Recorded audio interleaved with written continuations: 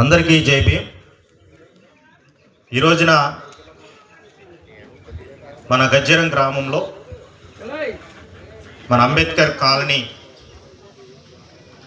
Youth వారి ఆధ్వర్యంలో మహానుభావుడు డాక్టర్ బిఆర్ అంబేద్కర్ గారి 135వ జయంతి సభను ఇంత ఘనంగా ఏర్పాటు చేసినటువంటి యూత్ వారికి ముందుగా నా యొక్క ప్రత్యేకమైన జై భీమ్లు. అలాగే వేదిక మీద ఉన్నటువంటి పెద్దలందరికీ, వేదిక ముందు ఉన్నటువంటి పెద్దలకు, చిన్నారులకు, యూత్ వారందరికీ కూడా నా యొక్క జై భీమ్లు.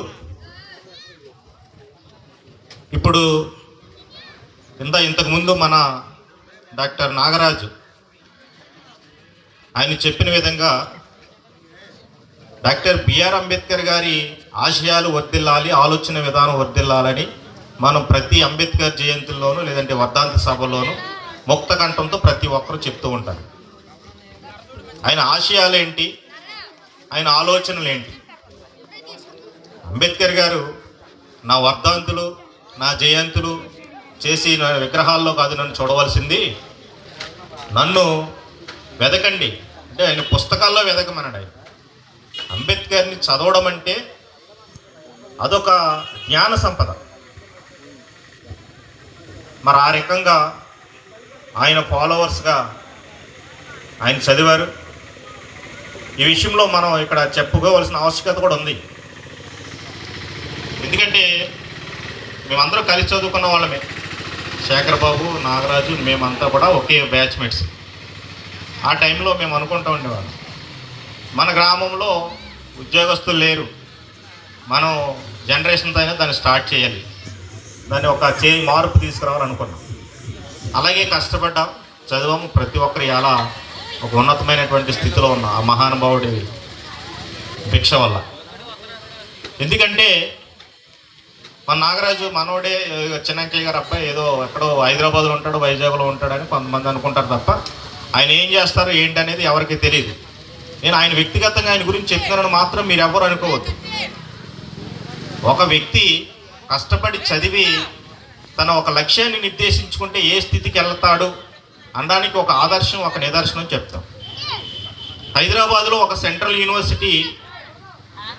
యూనివర్సిటీలోకి వెళ్ళి ఒక గ్రామం నుంచి అక్కడ పోస్ట్ గ్రాడ్యుయేషన్ కంప్లీట్ చేసి ఒక ఉన్నతమైనటువంటి లక్ష్యంతో ఒక పిహెచ్డి డిగ్రీ సంపాదించడం అంటే అంబేద్కర్ ఆ రోజుల్లో లండన్లో ఆయన మొట్టమొదటిసారి ఎకనామిక్స్లో పిహెచ్డి చేశారు. ఆయన మన ఇండియాలో ఫస్ట్ ఎకనామిక్స్లో పిహెచ్డి చేసినటువంటి ఏకైక వ్యక్తి డాక్టర్ బిఆర్ అంబేద్కర్ గారు. మేము అనుకుంటూ ఉండేవాళ్ళు, ఒరే మన పేరు ముందు డాక్టరేట్ ఉండాలి అని అప్పుడే అనుకునేవాళ్ళు. ఆయన సాధించారు, తర్వాత మేము సాధించాం. అంటే మనం ఒక స్థిరమైనటువంటి ఒక లక్ష్యాన్ని నిర్దేశించుకుంటే ఆ లక్ష్యం చేరుకునేటువంటి క్రమానికి మనం కష్టపడేటువంటి విధానం ఎంతైనా చేరుకోవాలి. ఆయన పిహెచ్డి దేంట్లో ఇచ్చారు తెలుసా? మన పక్కనే ఉన్న పోలవరం ప్రాజెక్టు మీద, పునరావాసం యొక్క ఒక బాధితుల మీద, వాళ్ళకి సంబంధించి రిహాబిలిటేషన్ వాళ్ళ గురించి మన భారతదేశంలోనే మొట్టమొదటిసారి పిహెచ్డి చేసినటువంటి ఏకైక వ్యక్తి మన చిక్కల నాగరాజు. ఆ విషయం మన గ్రామం మనకు తెలియదు. కానీ మనమే చెప్పుకోవాలి, మన చరిత్ర మనం తెలుసుకోవాలి. భారతదేశంలో, ఇండియాలోనే first PhD in Polavaram project. అంత విశిష్టమైనటువంటి జ్ఞాన సంబంధం ఉన్నటువంటి వ్యక్తులు మనం ఉన్నారు. అలాగే మన శేఖర్ బాబు ఉన్నాడు, ఒక సబ్ రిజిస్టర్గా ఈరోజు ఒక మంచి ఉన్నతమైనటువంటి స్థాయిలో. ఆయన ఆ స్థాయికి వెళ్ళడానికి వారి తండ్రి మన ఐఎస్ గారు ఎంత కష్టపడ్డారనేది ఇక్కడున్న మీ అందరికీ తెలుసు. అలాగే మేము ఇక్కడ ఉన్నటువంటి ప్రతి ఒక్కరు, అంటే మన గొప్పలు చెప్పుకోవడం కాదు, ఇది గొప్ప కాదు. అంబేద్కర్ ఆశయాలను ఆచరించినోడు, అంబేద్కర్ ఆశయ సాధకుడు, అంబేద్కర్ ఆలోచన విధానంతో నడిచేటువంటి వ్యక్తులు ఎలా ఉంటారంటే, ఆయన యొక్క సిద్ధాంతాలను పాటించేటువంటి వ్యక్తులు ఒక ఆదర్శంగా, ఒక ఐడియాలజికల్గా తను ఒక స్థితికి వెళ్ళడమే కాదు, వెళ్ళినటువంటి వ్యక్తి 10 మందికి ఉపయోగకరంగా ఉంటాడు. అదే ఆయన చెప్పింది, pay back to the society. నీ సొసైటీ నీకు ఏమిచ్చిందో నువ్వు తిరిగి ఆ సొసైటీ ఎంతో కొంత చెయ్యాలి. అలాగే వారు అనేక చోట్ల అనేక విషయాల్లో ఎంతో మందికి హెల్ప్ చేస్తూ, ఎడ్యుకేషనల్ గాను, మోరల్ గాను, లేదా అనేక విషయాల్లో గైడ్ చేస్తూ ఇవన్నీ కూడా ఇచ్చేస్తున్నారు. కాబట్టి మన పిల్లల్ని మనం కూడా ఒక లక్ష్యాన్ని నిర్దేశించుకోవాలి. మీరు కష్టమైన నష్టమైన తిన్నా తినకపోయినా కూలికెళ్ళినా నాలుకెళ్ళినా మీ పిల్లోడు బుక్స్ కావాలంటే బుక్స్ కొనండి. వాళ్ళ చదువుకు సంబంధించి ఏది కావాలన్నా కూడా దానికి ఎఫర్ట్ పెట్టండి. ఒకవేళ పెట్టలేని పరిస్థితిలో మనం అప్పులు చేస్తాం కదా, తప్పులేదు, ఒక మంచి పనికి చెయ్యండి. రేపొద్దున ఆడే మంచి స్థితిలోకి వెళ్ళిన తర్వాత తన లక్ష్యం చేసి తన పెరిగినటువంటి స్థితి కూడా తను తెలియపరచండి. ఎందుకు అంటున్నామంటే ఈ రోజున అన్ని రకాలైనటువంటి వనరులు ఉన్నాయి, సోర్సెస్ ఉన్నాయి చదువుకోవడానికి. గవర్నమెంట్ స్కూల్స్లో చక్కని ఇంగ్లీష్ మీడియంస్ ఉన్నాయి. తర్వాత ఒక ఏపీఆర్జీఎస్ అని, ఏపీఎస్డబ్ల్యూఎస్ అని, అలాగే గవర్నమెంట్ ఒక ప్రతిభావంతులకు ఒక స్కాలర్షిప్ ఇచ్చి మనం టాలెంట్ ఉంటే ఉచితంగా చదువుకునేటువంటి పరిస్థితులు ఈరోజు మనకు ఉన్నాయి. డాక్టర్ బిఆర్ అంబేద్కర్ గారు ఆ రోజుల్లోనే అసలు ఏమీ లేదు, ఆయన బడికి రానిచ్చారా? బడిలోకి రానివ్వలేదు. మీరు అందరూ అంబేద్కర్ మాతో కూర్చుంటే మైలు పడిపోతారని చెప్పేసి బయటికి గంటేస్తే కిటికీ బయట ఉండి ఆ ఉపాధ్యాయుడు చెప్పినటువంటి మాటలు అన్ని శ్రద్ధగా విని ఒక ఉన్నతమైనటువంటి చదువు చదివారు. గుడికి రానిచ్చాడా ఈ సమాజం? గుడికి రానివ్వలేదు. బడికి దూరం చేశారు, గుడికి దూరం చేశారు. ఆఖరికి సమాజంలో అస్పృశ్యత, అంటరానితనం, మంచినీళ్ళు తాగడానికి కూడా వివక్ష చూపారు. అలాగే చదువుకున్న తర్వాత ఎన్నో రకాలైనటువంటి వివక్షలు చూసినటువంటి అంబేద్కర్ గారు అమెరికాకి వెళ్ళిన తర్వాత అక్కడ చూశాడు, ఇదేంటి మన భారతదేశంలో ఎంత అన్టచబిలిటీ ఉంది, ఒక మనిషిని మనిషిగా చూడడానికి ఇది ఇక్కడ అటువంటి పరిస్థితులు లేవు, ఎంత ఫ్రీడమ్, అందరూ ఒకే విధంగా ఉన్నారు, అందరినీ ఒకే రకంగా ట్రీట్ చేస్తున్నారు, ఇక్కడ ఏ విధమైనటువంటి డిస్క్రిమినేషన్ లేదు అని అక్కడ ఆలోచన చేసి ఇది మన దేశంలో ఎందుకు తీసుకురాకూడదు, ఈ అన్టచబిలిటీ, ఎంటరానితనం లేదంటే ఈ వివక్షత అనేది భారతదేశంలో ఎందుకు పోగొట్టకూడదని మరలా తిరిగి భారతదేశానికి వచ్చి ఆయన ఎన్నో రకాల పోరాటాలు చేశారు. మొట్టమొదటిగా మహత్ చెరువు పోరాటం అని, మంచినీళ్ళు చెరువులోకి వెళ్తే మనం మైలుపడిపోతామని చెప్పి చెరువులో నీళ్లు కూడా దిగనిచ్చేవారు. అక్కడ కొన్ని వేల మందితో దీక్ష చేసి ఆ రోజు పోరాటం చేసి ఆ చెరువులో నీళ్లు అందరూ తాగే విధంగా చేశారు. అది ఫస్ట్ టైం చేసినటువంటి ఫస్ట్ విక్టరీ. అలాగే అన్ని రకాల ఒకదాని తర్వాత ఒకటి అనేక ఛేదించుకుంటూ ఈ రోజున ఈ భారతదేశంలో ఏ మనుస్మృతి అయితే, ఏ హైందవ సమాజం అయితే ఆయన చదువుకు దూరం పెట్టిందో, గుడికి దూరం పెట్టిందో, సమాజానికి దూరం పెట్టిందో, ఆ దూరం పెట్టిన వ్యక్తే ఇవాళ ప్రపంచానికి, భారతదేశానికి, అది ప్రపంచానికే దిక్సూచిగా నిలబడ్డాడు. ఒక అంబేద్కర్ అనే ఒక వ్యక్తి, ఒక ఐకాన్.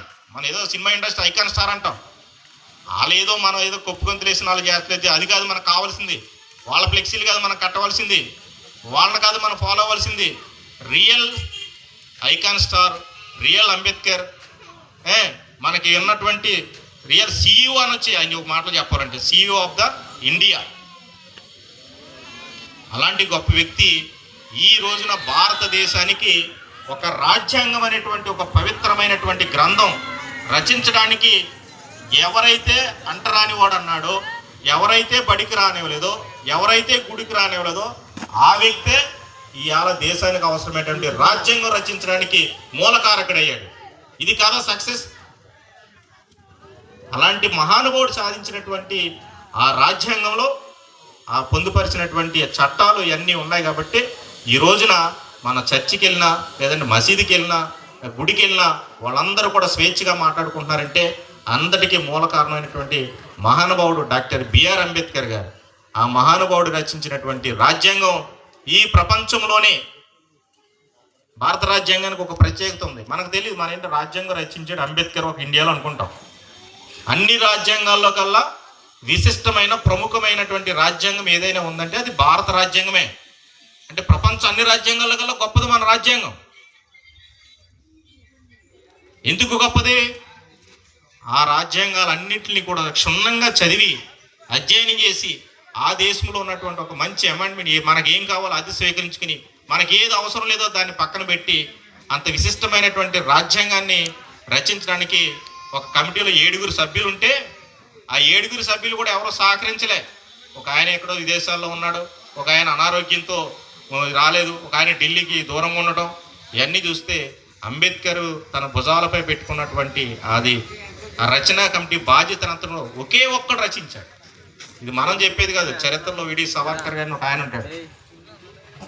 ఈ రాజ్యాంగ రచనలో మొత్తం అంతా కూడా కర్త కర్మ క్రియ అంతా కూడా ఒక one and only doctor B R Ambedkar గారికే ఈ రాజ్యాంగం రచించడంలో ఘనత దొరికింది తప్ప మరి ఏ ఒక్కరూ కూడా దీనికి అర్హులు కారని చెప్పేసి అని ఆ రోజు రాజ్యాంగ పరిషత్కి తన గ్రంథాన్ని సమర్పించేటప్పుడు చెప్పడం జరిగింది. అంతటి గొప్ప వ్యక్తి. ఇదంతా కూడా దేనివల్ల సాధ్యమైంది? ఎడ్యుకేషన్. అందుకనే విద్య అనే ఆయుధం నీవు చేపడితే విజయం నీ బానిస అవుతుంది అంటాడు. ఏ ఆయుధం చేపట్టాలి మనం? చదువు అనే విద్య అనే ఆయుధం చేపట్టాలి. మరి ఆయుధం చేపట్టాలంటే ఇక్కడ ఉన్నటువంటి మన యొక్క తల్లిదండ్రులు, యొక్క పెద్దలు అందరూ కూడా తమ పిల్లల్ని ఒక క్రమశిక్షణలో సాయంత్రం అయ్యేటడికి మన అంబేద్కర్ రచ్చబండల దగ్గర కూర్చుని ఫ్రీ ఫైర్లు కాదు మనం ఆడవలసింది. సాయంత్రం అయ్యేటడికి ఇంటికాడ కూర్చుని ఆ లైట్ దగ్గర బుక్స్ స్టడీ అవర్స్ కట్టాలి, ట్యూషన్స్కి వెళ్ళాలి. లేదంటే ఆ వెళ్ళని పరిస్థితి ఉంటే ఎవరికైనా గైడ్ చేసి చెప్పండి. ఇక్కడ పిల్లోడు కూర్చుని ఇక్కడ ఫ్రీ ఫైర్ లేదంటే ఇంకో గేమ్స్ ఆడుతున్నాడంటే ఆ పిల్లాడు తన చేతులారా పోగడానికి కారకులు మాత్రం మీ తల్లిదండ్రులే. చిన్నతనంలో మేము ఎవరైనా 9 గంటలకు బయటకు వెళ్తే ఇంటికాడ తిట్టేవారు. మీకు ఈ టైం దాకా పని ఏంటంటే 2 తగలు ఇచ్చేవారు. మళ్ళీ ఇంటికి వచ్చేసి అమ్మో తిడద్దని చెప్పి వచ్చేసే పరిస్థితి ఉండేది. ఇవాళ పెద్దలు ఎవరు కూడా అటువంటి విధానం లేదు. ఎందుకంటే ఆడి విధానంలో ఆడి వెళ్ళిపోతున్నాడు, పిల్లల క్రమంలో ఏళ్ళు వెళ్ళిపోతున్నారు. వాళ్ళు నాశనం అయిపోతున్నారన్న, వాళ్ళు చెడైపోతంలో కూడా క్రియేసే పాత్ర ఎవరిది ఏంటంటే పేరెంట్స్ది, ఆ చుట్టుపక్కల ఉన్న పెద్దలది. ఆ పెద్దలంటే కూడా గౌరవం లేనటువంటి పరిస్థితి. ఇంతకుముందు ఎవరైనా మన యేసు గారు లాంటి వాళ్ళు, చిన్నబ్బాయి గారు, పెద్ద ఎవరైనా వస్తే అనగారు రెండు లేచి కూర్చుని ఎదురుబడిన అవసరాన్ని చెప్పి పక్క వెళ్ళిపోయిన పరిస్థితి ఉండేది. ఇవాళ మన పెద్దలు మనం గౌరవించుకునేది లేదు. అంటే గౌరవించుకోవడం అంటే ఒక సాంప్రదాయం, ఆయన మనకు నేర్పారు. ఇవాళ అంబేద్కర్ దయవల్లే మనం అందరూ కదా ఉన్నాం. కాబట్టి ప్రతి ఒక్కరికి ఈ సభాముఖంగా తెలియజేసేది ఏంటంటే మీరు చదువుకోవడానికి పిల్లలకి ఏ విధమైనటువంటి అవసరం అన్ని విధాలు కష్టపడండి. మీ వల్ల కానప్పుడు ఏదైనా విషయం ఉన్నటువంటి పెద్దలైనటువంటి ఇక్కడ మాలాంటి వాళ్ళు ఎవరి దృష్టికి తీసుకొచ్చినా మేము సహాయం చేయగలిగింది మేము చేస్తాం. చేయలేని పరిస్థితులే దానికి సంబంధించినటువంటి వ్యక్తిని కూడా మేమే సంప్రదించి ఎలా వెళ్ళాలనేది ప్రాపర్ గైడెన్స్ ఇచ్చి అన్నీ కూడా ఎడ్యుకేషనల్గా. నా వరకు ఎడ్యుకేషన్ సంబంధించి ఎవరైనా ఏదైనా అవసరం కోరొస్తే నేను కాదు చేయను అనేటువంటి పరిస్థితి లేకుండా ఇప్పుడు చాలామందికి అనేక విషయాలు హెల్ప్ చేసుకుంటున్నాం. ఆ కాలేజీల్లో కానీ లేదంటే అడ్మిషన్లో కానీ ఎక్కడికి వెళ్ళాలి, ఏం చదువుకుంటే ఏ కోర్స్ చదువుకుంటే ఇదిగుంటుంది అనేది మనం గైడ్ చేస్తున్నాం. ఆ విధంగా మన కాలనీ నుంచి ఇక్కడ చదువుకున్నటువంటి వ్యక్తుల నుంచి ఆ రిప్రజెంటేషన్ వచ్చి ఇక్కడ ఉన్నటువంటి విద్యార్థులు ముందుకెళ్ళేటువంటి క్రమం చేసుకోవాలి. రెండోది మన గ్రామంలో మన పేటల్లో 10th క్లాస్ కానీ ఇంటర్మీడియట్ కానీ మంచి ఉన్నతమైనటువంటి మార్కులతో ఫస్ట్ క్లాస్లో పాస్ అయిన వాళ్ళకి ఈ రోజున మన అంబేద్కర్ సాక్షిగా అంబేద్కర్ ఈ ప్రాంగణాల్లో వాళ్ళని తీసుకొచ్చి మన సన్మానాలు చేయాలి. వాళ్ళకి సంబంధించినటువంటి గిఫ్ట్ ఆర్టికల్ ఉపయోగపడే చదువుకు ఉపయోగపడేటువంటి ఇవి చేయాలి. యూత్ వారు మనం చేయవలసిన అవి ఎంకరేజ్మెంట్. రేపొద్దున వాడికి అది మైండ్లో ఉండిపోతుంది. ఆ పిల్లగాడికి రేపొద్దున అదే మైండ్ సెట్తో అతను పెరుగుతాడు. కాబట్టి మరలా ఆ వ్యక్తి ఈ స్టేజ్లో మేము ఉన్నటువంటి పరిస్థితిలో వచ్చేటువంటి పరిస్థితి జాగ్రత్త. ఈ కల్చర్ని ఏర్పాటు చేయండి దయచేసి పెద్దలు. దానికి సంబంధించి ఒక ప్రైజెస్ కానీ గిఫ్ట్స్ కానీ సంబంధించి ఏదైనా ఉన్నట్లయితే వాటికి సంబంధించి మేము కూడా తప్పకుండా కోఆపరేట్ చేస్తాం. ఎందుకంటే ఈ ఎడ్యుకేషన్ విషయంలో ఏదైనా సరే 1% కూడా మేము వెనకాడం. ఆ విషయంలో మీరు ముందుకెళ్ళి చదువే మనకి ప్రధానమైనటువంటి ఆయుధం. ఆస్తి ఏదైనా మన దగ్గర ఒక 10 కోట్లు 100 కోట్లు ఉండొచ్చు. ఒకనొక టైంలో రాజు ఇంతే అవుతుంది, బళ్ళు వాళ్ళు అవుతాయి. కానీ ఎడ్యుకేషన్ ఉన్నవాడు ఎక్కడైనా రాజే, ఎప్పుడైనా రాజే, ఆడు ఎలాగైనా ఈ సమాధిని ఎట్టుకు రాగలరు. దయచేసి ఆ ఎడ్యుకేషన్కి ప్రాధాన్యత ఇచ్చి డాక్టర్ బిఆర్ అంబేద్కర్ సూచించినటువంటి ఆశయం కళ అదే. ఆ విధంగా మీరు అందరికి ముందుకు వెళ్ళాలని సూచిస్తూ నాకు అవకాశం ఇచ్చినటువంటి యూత్ వారికి నా యొక్క ప్రత్యేకమైనటువంటి జైభీం తెలియజేసుకుంటూ సెలవు తీసుకుంటాను. Thank you.